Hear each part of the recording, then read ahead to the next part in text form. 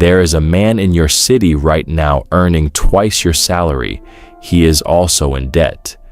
And there is another man earning half of what you earn. He is building something. The difference between them has nothing to do with what enters their hands. It has everything to do with what they do before it leaves. Most people spend their whole lives waiting for more money to solve their money problems.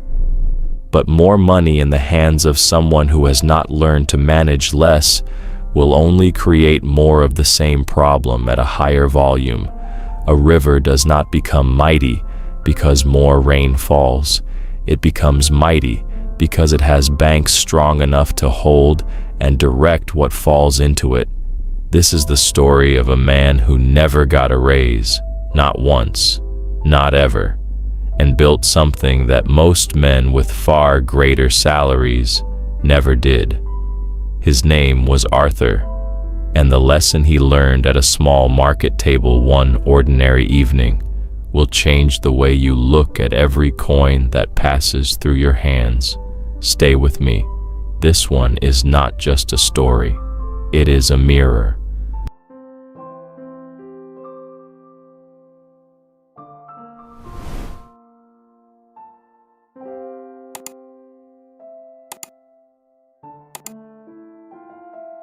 There is an old saying that goes like this: two men looked at the same field. One saw weeds, the other saw a garden waiting to be made. They both had the same field, only one of them had a different way of seeing it. Arthur had been looking at his field for 20 years and seeing only weeds. He worked at the village mill, the same mill he had worked at since he was 19 years old. The work was honest and the pay was steady, but it was never going to make him a wealthy man, and he had long since stopped expecting it to. He had a wife named Martha, who he loved deeply, and 3 children who filled their small stone cottage with noise and laughter and the particular chaos that only children can create. The cottage had 2 small bedrooms, a modest kitchen, and a front garden that Martha tended with the same quiet determination she brought to everything. They were not poor, but they were never far from it. Every month, Arthur's wages came in, and every month they went out again. Rent, food, shoes for the children whose feet seemed to grow faster than any other feet in the village. A new pot when the old one cracked, medicine when someone fell ill. There was always something. There was never enough left over to feel safe. His neighbor George owned a dry goods shop and made considerably more than Arthur. George had a larger house, finer clothes, and a habit of talking about money in a way that always made Arthur feel quietly small. Not because George was cruel exactly, but because a man who has never been cold rarely thinks to close the window for the man who has. Arthur would come home some evenings, sit at the kitchen table after the children were in bed, and look at the small pile of coins left from the week's wages and feel a heaviness he could not name. He was not lazy. He was not wasteful. He worked hard. And he was careful. But here is the truth about careful without direction. Careful without direction is just slow losing. A man who carefully watches the water drain from a bucket without plugging the hole has not solved his problem. He has simply witnessed it more attentively. Arthur was very carefully watching his bucket drain until the evening he met Samuel at the market.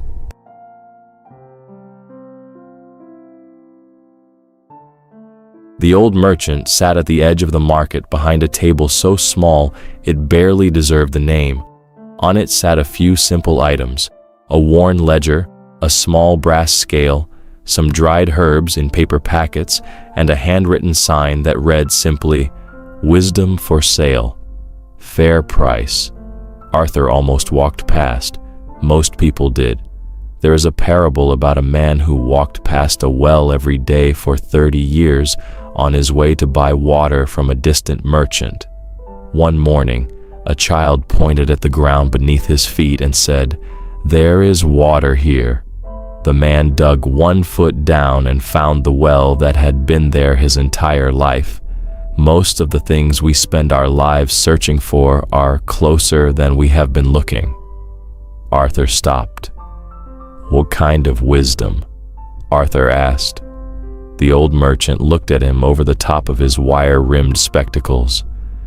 "The kind you already have," he said simply, "but have not yet learned to use." Arthur almost walked away, but something kept his feet on the cobblestones. "I earn a mill worker's wage," Arthur said. "I have a wife and 3 children. There's never enough left at the end of the month. What wisdom could possibly help that?" Samuel was quiet for a moment. "Tell me," he said, "of every coin that passes through your hands each month, how much of it do you keep?" Arthur opened his mouth, then closed it. The honest answer was nothing. Every coin that came in went out. He kept nothing. He saved nothing. He was, in the most precise sense of the word, a channel. Money flowed through him and out the other side and left no trace of itself behind. There is an old teaching that says this: the jar that is always being poured from but never refilled will one day be empty. It does not matter how large the jar is. It does not matter how steady the pouring. A jar that is never refilled will always eventually run dry. Arthur had never once refilled his jar. "None," he admitted. "It all goes out." Samuel nodded slowly, as if this was exactly what he had expected to hear. "Then that," he said gently, "is where we begin."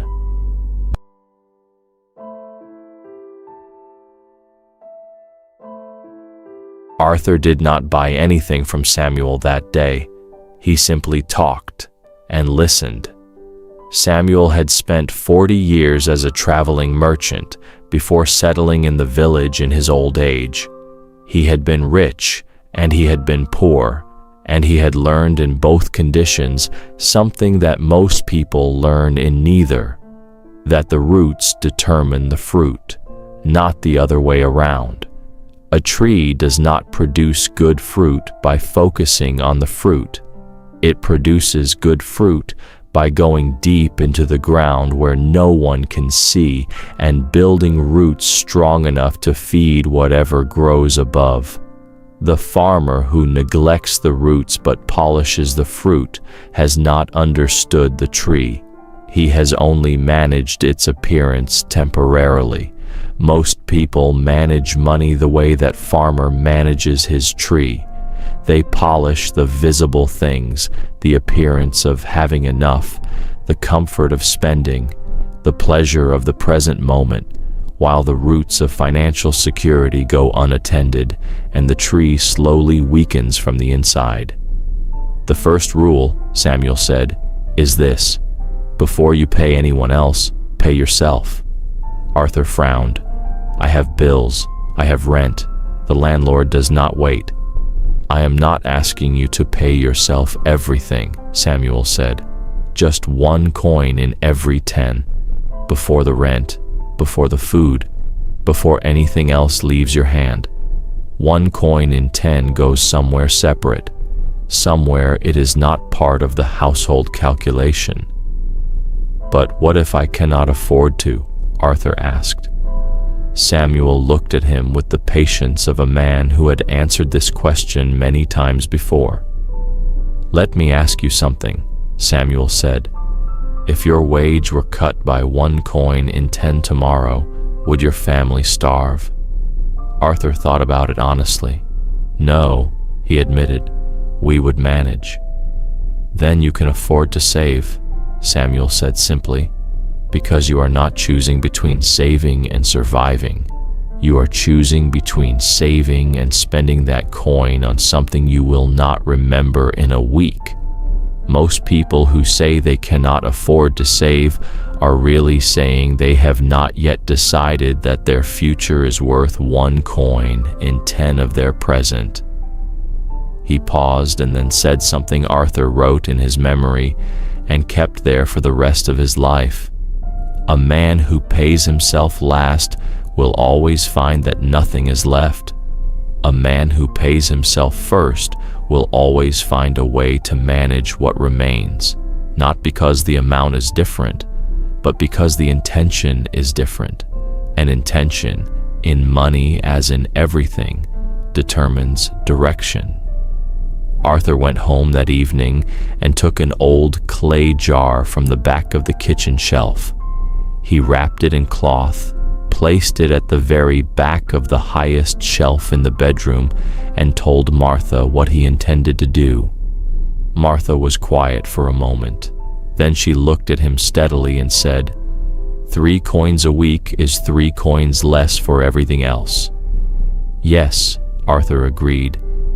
Then we will manage everything else with what remains, she said. Those 7 words were worth more than any raise he never received.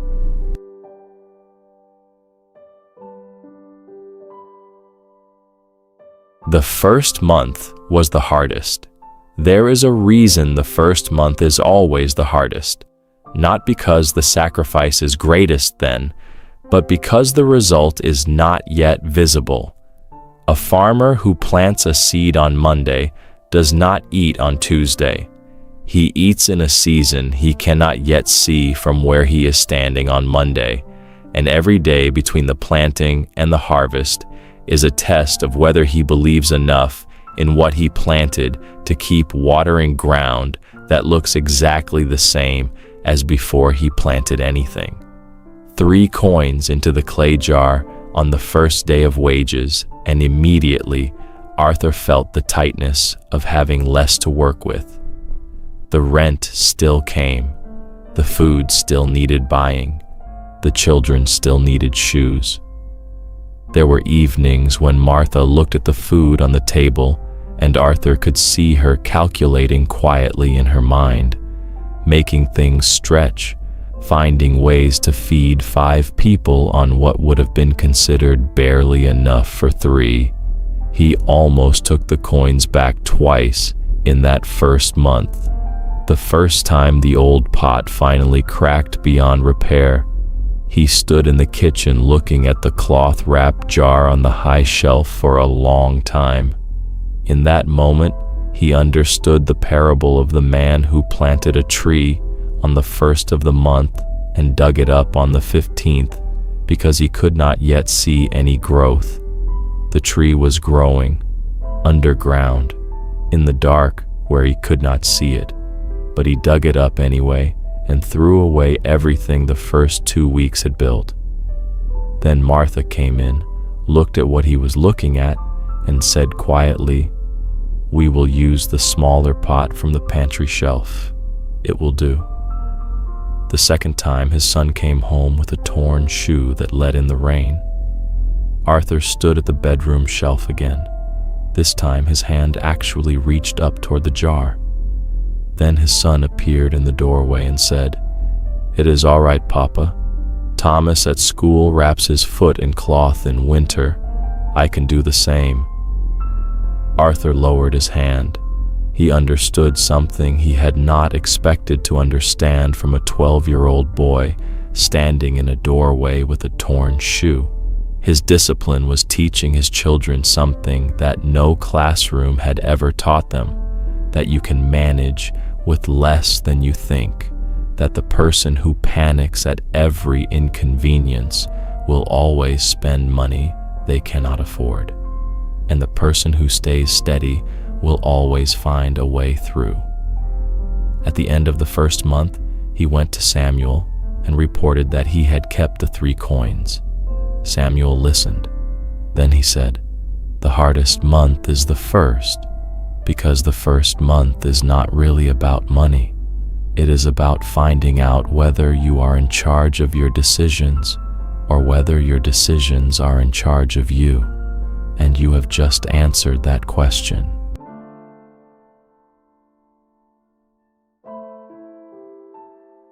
Over the following months, Arthur continued visiting Samuel's small market stall, and one morning, Samuel taught him something that most schools never teach and most parents never say out loud.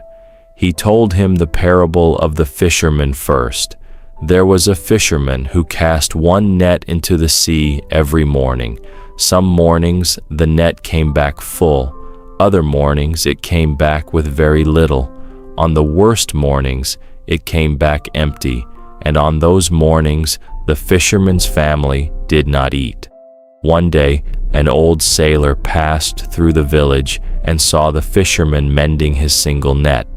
The sailor said, "I see you have one net." "Yes," the fisherman said, "and when it comes back empty, we do not eat." The old sailor was quiet for a moment. Then he said, "What if you had 2 nets in the water, or 3? The sea does not empty all at once. What one net misses, another catches." The fisherman thought about this for a long time. Then he made a second net, and a third. Not larger nets, just more of them, more places in the water working at the same time. "A wage," Samuel said after telling the story, "is a single net, and a single net, no matter how carefully cast, can come back empty. One illness, one change at the mill, one bad season, and the net is empty, and there is nothing beneath it. The question is not whether you should cast more nets. The question is what you already know how to cast." Arthur thought about this for several weeks. He noticed that the women in the village who made bread at home were always short of good flour. The mill where he worked produced it, but the women had to travel to a merchant 2 villages away to buy it. Arthur spoke to his supervisor, who agreed to sell him small quantities at a reduced price. Arthur began selling small measured bags of good flour from his front gate on Saturday mornings. Martha took charge of the operation with the precision she brought to everything. The flour bags sold out every Saturday within the hour. The profit was small, but it was consistent, and it was entirely separate from his mill wage. A second net in the water. When Arthur reported this to Samuel, the old man nodded slowly. "Good," he said. "Now remember the parable of the oak tree. The oak does not become mighty from one season of growth. It becomes mighty from 100 seasons of consistent small growth that nobody noticed happening. Your second income is not mighty yet, but it is growing, and what grows consistently and faithfully always becomes mighty in time. Cast another net."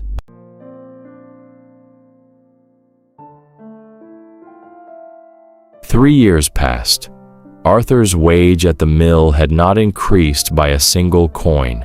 He was still the same mill worker on the same modest pay he had always been.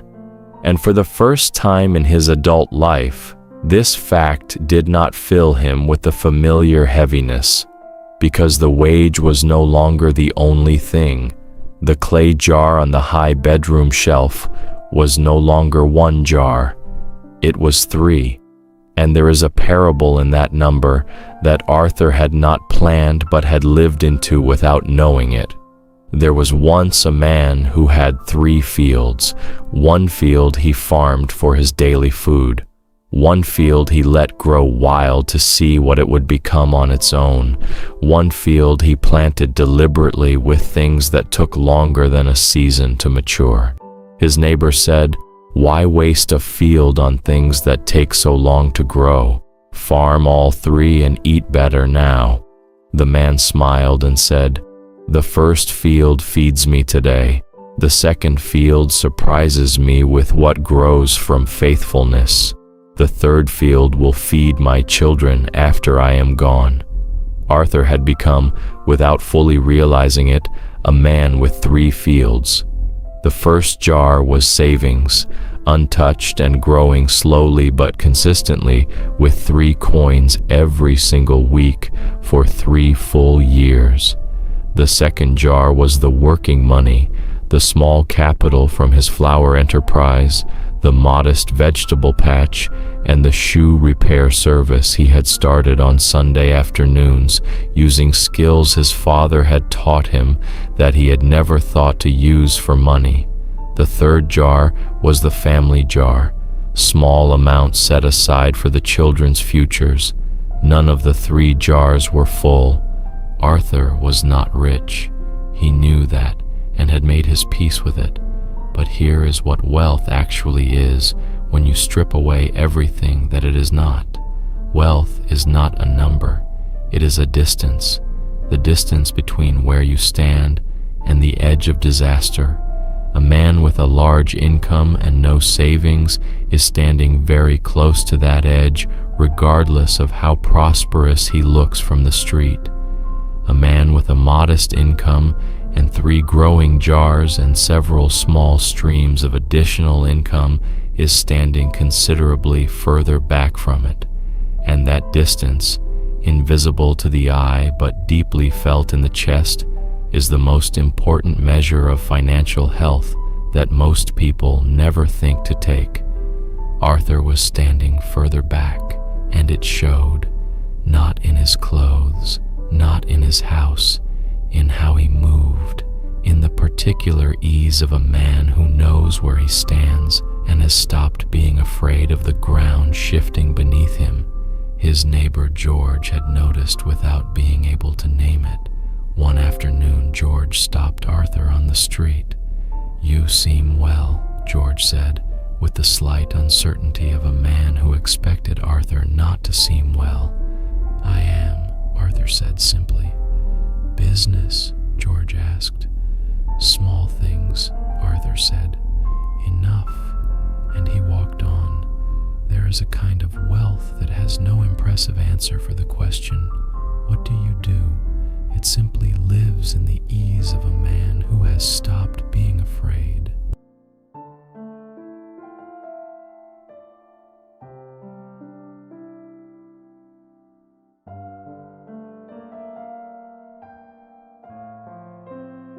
"7 years after his first conversation with Samuel at the market, Arthur sat beside the village well one quiet evening and found the old merchant sitting there too. Samuel was very old now, thinner and slower, but his eyes behind the wire-rimmed spectacles were as sharp and clear as they had ever been. They sat together for a while without speaking the way old friends sometimes do. Then Samuel asked, "How are the jars?" Arthur smiled. "We moved from jars to a proper wooden box last year, locked under the bed." Samuel raised his eyebrows with quiet approval. "And the nets?" "4 now," Arthur said. "The flour, the vegetables, the shoe repairs. And last spring, Martha began taking in sewing for the merchant families across the river. She is better at it than I deserve to take any credit for." Samuel chuckled softly. "And your wage at the mill?" "The same," Arthur said. "Not 1 coin more than when we first spoke." Samuel nodded slowly. And yet, Arthur agreed. They were quiet for a moment, the village settling into its evening around them. Then Arthur said something he had been carrying for a while. "You know, there is a parable I keep thinking about, the one about the 2 builders. One built his house on sand because the ground was easy to dig. The other built his house on rock because the ground was hard and would hold. When the storm came, the first house fell and the second stood. For years I was building on sand without knowing it. Every coin spent as fast as it came in. No foundation, no depth, just surface. When the storm came, and it always comes, there would have been nothing beneath us." Samuel was quiet for a long time. Then he said, "The parable says the wise builder dug deep, Not wide, not fast, deep, because depth is what holds when everything above it is tested. You dug deep, Arthur, slowly, quietly, while everyone around you was building wide and fast and shallow, and what you have built will hold. Arthur looked out across the quiet village in the evening light, his children's voices faintly audible from the direction of their cottage. Martha's lamp already lit in the window. He said, "Wealth is not what comes in, it is what you do with what comes in, and a man who understands that can build something real on any wage God gives him." Samuel said nothing. He simply nodded once. That was enough.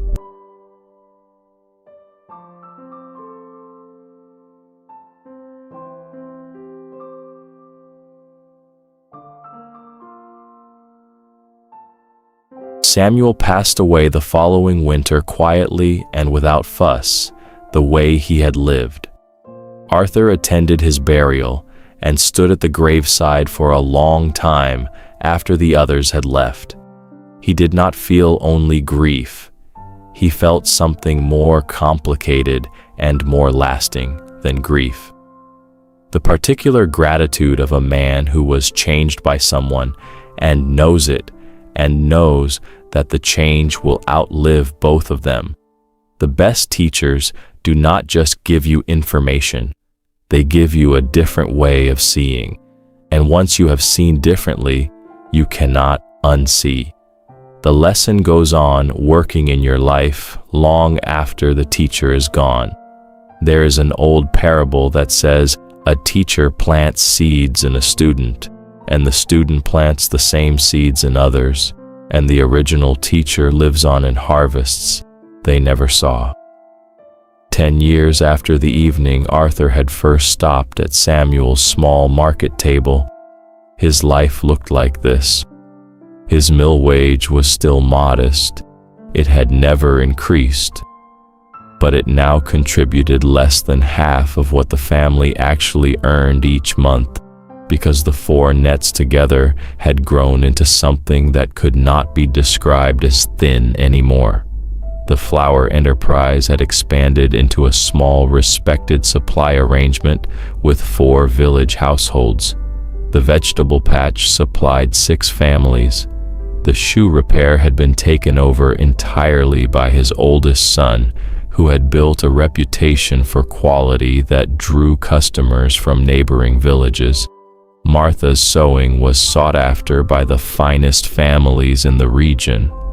The wooden box under the bed had been replaced by a proper savings arrangement with the village money keeper, a solid growing sum that Arthur added to every month without exception. They had not become wealthy in the way George was wealthy, but they had become something rarer and more lasting. They had become free, not from work, they all worked, but free from the particular terror of the thin margin, free from the feeling that one cracked pot or one torn shoe stood between their family and disaster, free in the way that only people who have built something slowly and faithfully from very little can truly be free. George had eventually asked Arthur to tell him what he had done differently. Arthur thought about it for a moment. Then he said, "I met an old man at a market stall. He asked me one question. I answered it honestly, and then I spent 10 years doing what the honest answer required." "What was the question?" George asked. Arthur looked at him steadily. "Of every coin that passes through your hands," he said, "how much of it do you keep?" He let George sit with that. Then he went home to his family.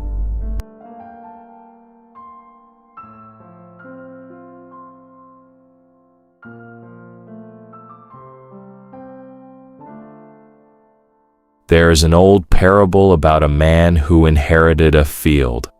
The field was dry and unimpressive, and his neighbors told him to sell it and use the money for something better. But the man refused.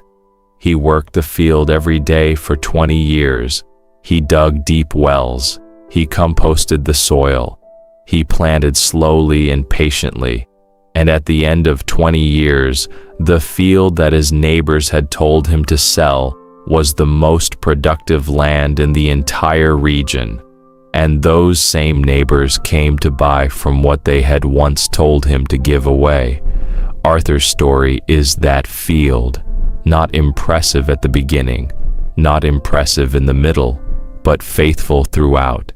And faithful fields always become fruitful fields in time. Here is the first truth I want to leave with you today. Pay yourself first, before the rent, before the food, before every obligation waiting for your money the moment it arrives. Take 1 coin in every 10 and put it somewhere separate before anything else. The person who saves what is left after expenses will save nothing. There is never anything left, but the person who saves first will always find a way to manage what remains. Most people who say they cannot afford to save are really saying they have not yet decided that their future is worth 1 coin in 10 of their present. Those are very different things. The second truth is this: cast more than one net. A single income is a single thread, and single threads can be cut. The question is not whether you should build additional income. The question is what you already have in skills, in observation, in the things people around you need that you have never thought to use. Arthur sold flour. He grew vegetables. He repaired shoes. None of these things were impressive on their own. Together, they changed his family's financial story without him ever earning a single extra coin from his employer. The sea does not empty all at once. What one net misses, another catches. The third truth is this: dig deep, not wide. Most people build their financial lives wide and fast and shallow. They look good on the surface and collapse in the first storm. The wise builder digs deep, slowly, quietly, consistently. The foundation is not glamorous work. Nobody watches you lay a foundation, but the foundation is the only part that matters when the storm comes, and the storm always comes. The fourth truth is this: wealth is not a number, it is a distance. The distance between where you stand and the edge of disaster. Measure your financial life not by how much you have, but by how far you are from the edge. A man who has moved his family further from that edge through consistent discipline is building something real, regardless of what his salary says. And the fifth truth, the question that Samuel asked Arthur on an ordinary market afternoon that changed 10 years of a family's story, is the question I want to leave with you today. Of every coin that passes through your hands, how much of it do you keep? Not as a judgment, as an invitation. Because the honest answer to that question, if you are willing to sit with it and then do what it requires, is where everything begins. Start there. Start small. Start now. 1 coin in 10. 1 net added to the water. 1 field worked faithfully for 1 season at a time. And watch what 20 years of that builds.